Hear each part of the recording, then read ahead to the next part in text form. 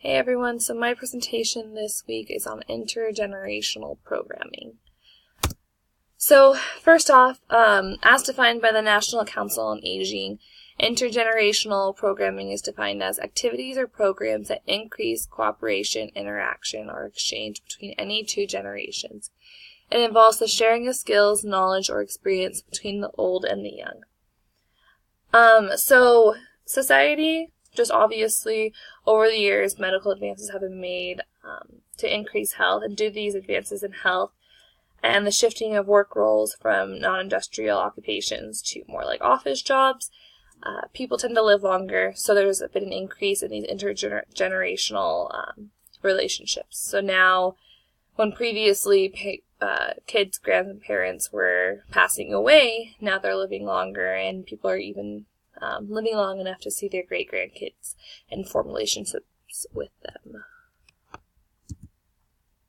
So the intended client groups that this type of programming is going to work with, intergenerational programming has often been associated with older adults serving children and children and youth serving older adults and children.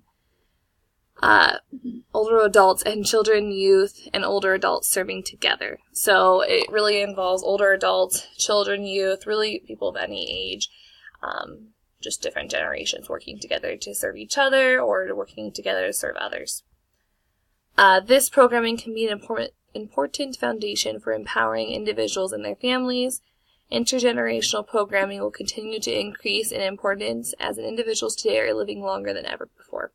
By 2025, the World Health Organization projects that the number of older adults over the age of 60 will double in industrial societies such as America. Many senior centers or long-term care facilities offer intergenerational programming by involving school or youth groups in various activities with older adults in long-term care, including like music, baking, gardening, physical activity, helping them with computer programs.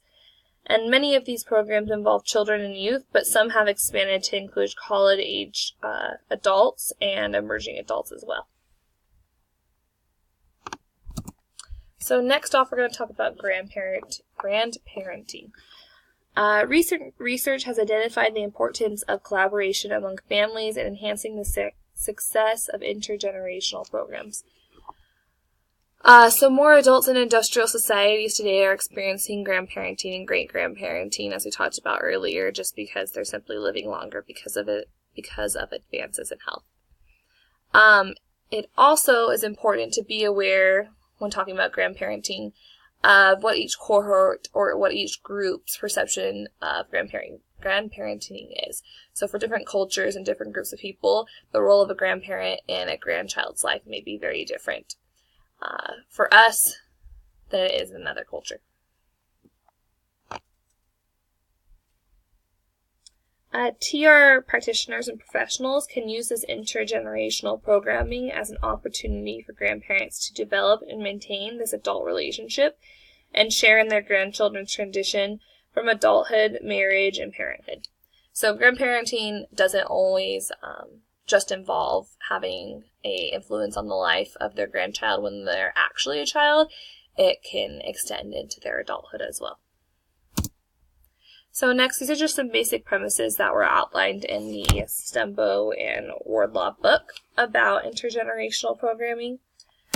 So first off, family leisure is defined as the experience of time spent together by grandparents, parents, and or grandchildren in free time or recreational activities.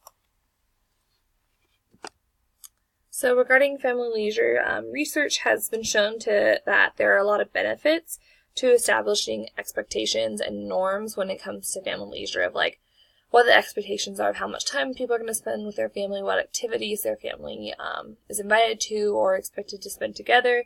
So establishing these norms is really beneficial because everyone has an understanding of what is appropriate to involve themselves in, so people aren't expecting to come to things that they're not invited to and causing contention within the family. And these family leisure activities can establish a strong bond between like grandchild and grandparent or parent and child, and create a bond and strengthen relationships between all of them. So next is ambivalence, and it is the framework. It emphasizes contradictions in relationships between parents and adult and between parents and adult offspring that cannot be reconciled. So this concept includes contradictions at both the level of social structure, including institutional resources and requirements such as statuses, roles, and norms, and at the subjective level in terms of emotions and motivations.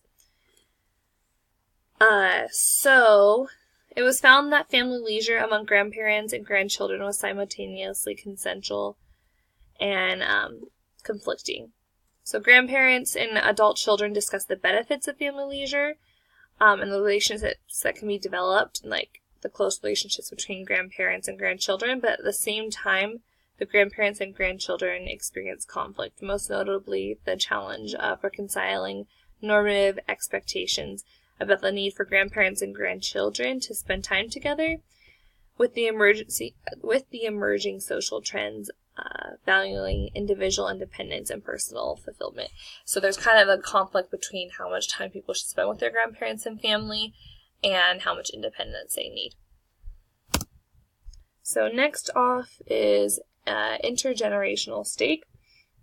So this is defined as whereby the older generation perceives intergenerational relations more positively than the younger generations.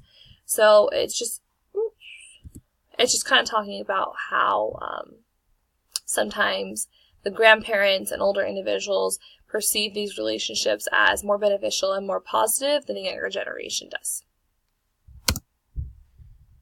Next up, generativity. It refers to the psychological construct that reflects the midlife concern for and care of future generations as a legacy of the self. So, although this construct is usually seen towards like the midlife, or end of life, researchers have begun to show the development of this across the entire lifespan. So, it more just talks about how people are wanting their legacy to stay. They're wanting their life to have kind of a purpose people remember them for. So, for example, grandparents may take their children on vacations with the intent of exposing grandchildren to people and places that have been a part of their grandparents' history. So they kind of want to leave a legacy behind and teach their younger generations about their lives, so they live on after they have died. So application for TR.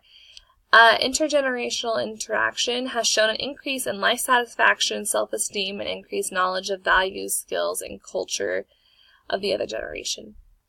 Multiple generations with careful planning can incorporate many common TR interventions. So with work, we can form like exercise, reading, baking, music, travel. Many of these things we can work together and create activities that can be participated in by multiple generations. And it's also important to educate families about the pros and cons of intergenerational programming, that there's benefits and, not really benefits to it, that there can be conflicts when sometimes younger individuals feel they need a sense of independence and do not need the help of their grandparents or parents. Also, it's important to remember to use an interdisciplinary approach to intergenerational programming. Central to understanding these concepts is placing the person at the center, like the person or the client at the center of the discussion, understanding the person's perceptions of how they perceive the role of grandparenting, understanding the grandchild's perceptions and opportunities for engagement due to their lifespan opportunities, and understanding the role of the gatekeepers or parents of the grandchildren and children of the grandparents. So it's important to understand what everyone's expecting out of these relationships and to establish some norms and some expectations to avoid conflict later.